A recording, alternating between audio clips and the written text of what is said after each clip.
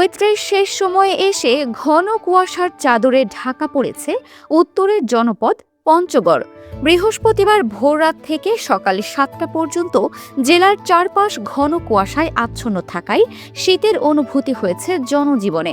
সড়ক ও মহাসড়কে দৃষ্টিসীমা কমে আসায় দুর্ঘটনা এড়াতে হেডলাইট জ্বালিয়ে যানবাহন চলাচল করতে দেখা যায়। তবে বেলা বাড়ার সাথে সাথে কুয়াশার পরিমাণ কমতে থাকে এবং এক পর্যায়ে সূর্যের দেখা মেলে। সকাল 8টার পর থেকে কুয়াশা কেটে গিয়ে সূর্যের তীব্র উত্তাপ অনুভূত হতে শুরু করে। এদিন সকাল 6টায় এবং সকাল 9টায় জেলায় সর্বনিম্ন তাপমাত্রা রেকর্ড করা হয়েছে 19.7 ডিগ্রি সেলসিয়াস।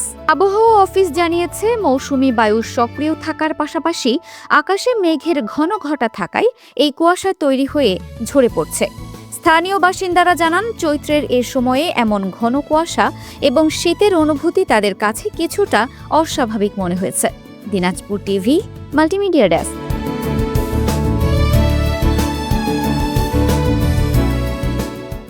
দিনাজপুর টিভি মানুষের জীবনের কথা বলে।